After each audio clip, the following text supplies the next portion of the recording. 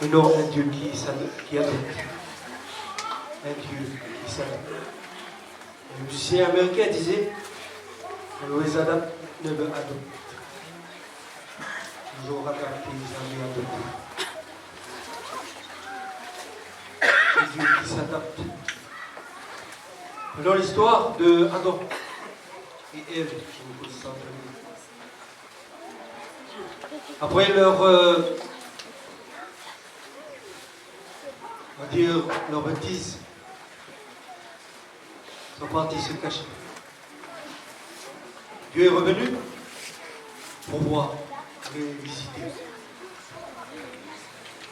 Et il s'est mis à chercher. Adam, où es-tu? Adam, où es-tu? Au roi. Et car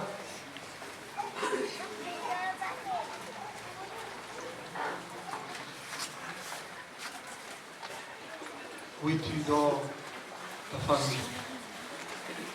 Où es-tu dans ta situation?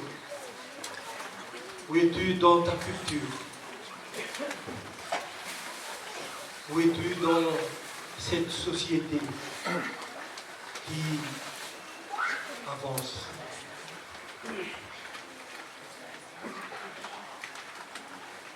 Et Dieu, dit la Bible, c'est un Dieu qui s'adapte à toute éventualité, à toute situation.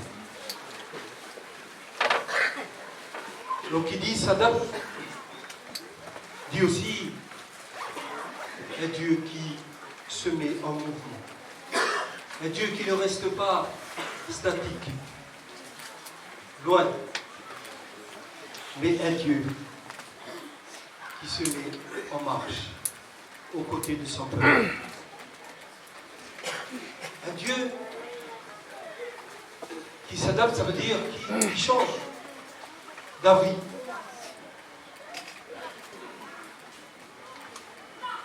Qui change d'avis.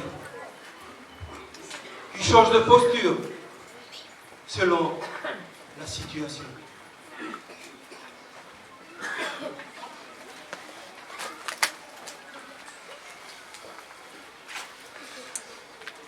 Un Dieu qui n'hésite pas à faire concession avec sa créature.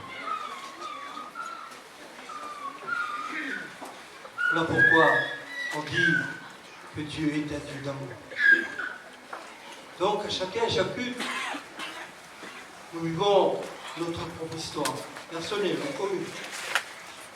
Nous appartenons, nous portons un nom, un blanc, une fibrille.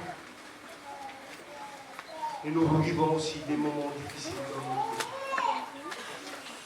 vie. Et Dieu ne reste pas loin, Dieu s'adapte à nos situations. Il vient.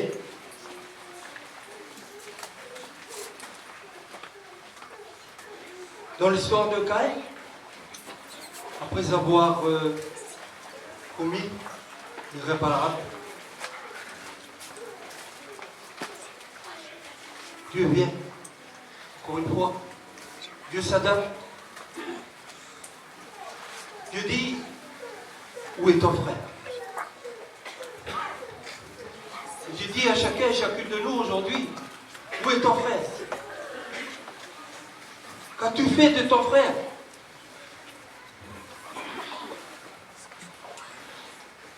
Et Dieu, malgré le crime,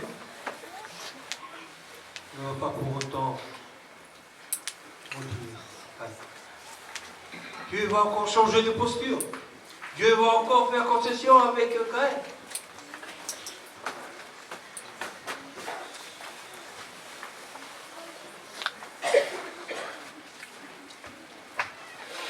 Le deuxième point, c'est le Dieu de l'histoire.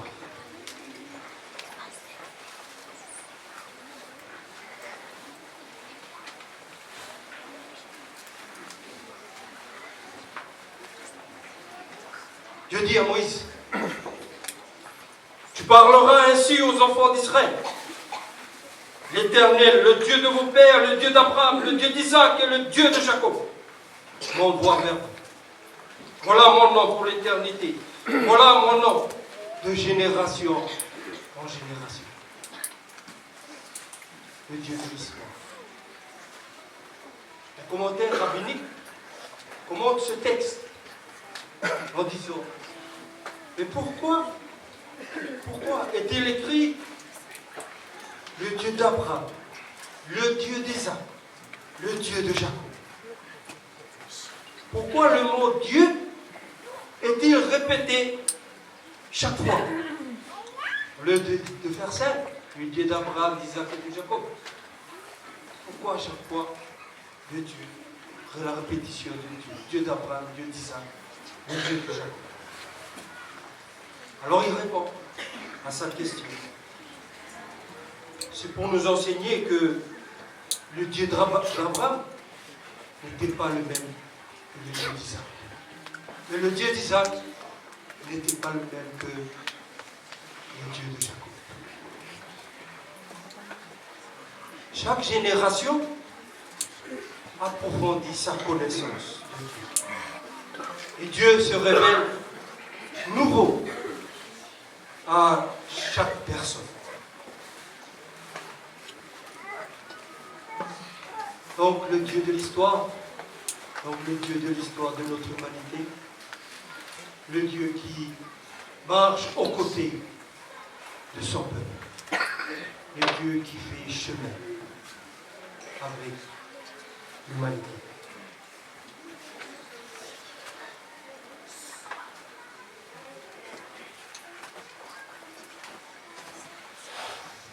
Et j'aimerais terminer par parler de la foi.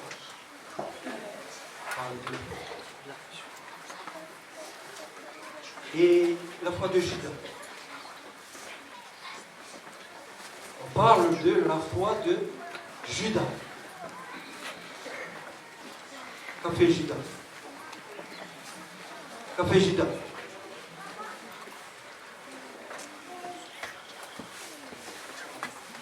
On parle de la foi de Judas. Et qu'a fait Judas? Il a trahi Jésus. Et pourtant, on parle de la foi de Judas. Quand on dit il a trahi, si on regarde bien le texte concernant Judas, l'histoire de Judas, en fait le texte dit Judas, lui, il a livré Jésus. Et livré à quoi? Quand Judas a demandé à Jésus, est-ce-moi? Et il était livré. Il a dit, est-ce-moi, Rabbi? Et Jésus a dit, tu l'as dit. Tu l'as dit. Alors, à quoi Judas a livré Jésus? À sa conception. La foi de Judas, c'est cette foi qu'il a, l'image qu'il a de ce Jésus. Un maître, c'est tout.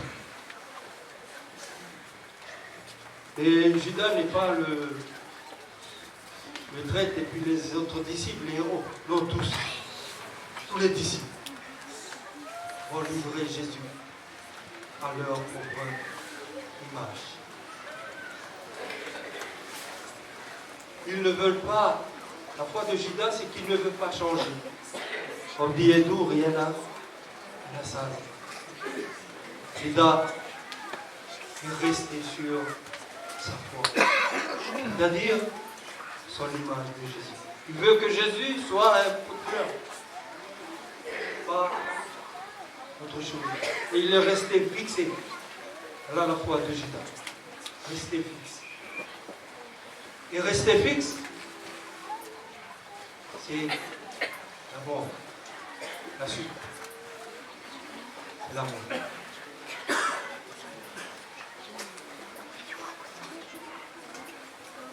Est-ce qu'on s'est déplacé? Oui, on s'est déplacé. On s'est déplacé de chez nous. On s'est déplacé de l'époux. On s'est déplacé de côté. On s'est déplacé de Roger. s'est déplacé de la paroisse de Nouméa. On s'est déplacé. Mais est-ce que c'est un déplacement physique? Mais est-ce que dans notre tête, est-ce qu'on ne s'est pas déplacé?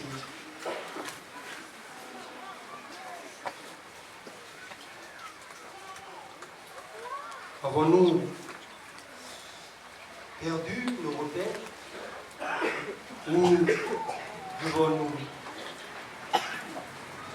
faire des concessions comme Dieu pour s'adapter à des situations différentes?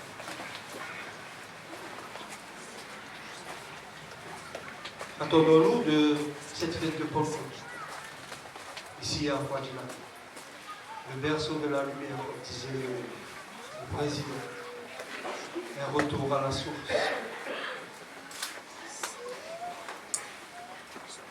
Que l'Esprit Saint qui vient ici en Fadila nous révèle ce Dieu nouveau pour l'aujourd'hui de notre foi. Celui qui me permet de quitter, de rompre comme Abraham et de poursuivre le chemin.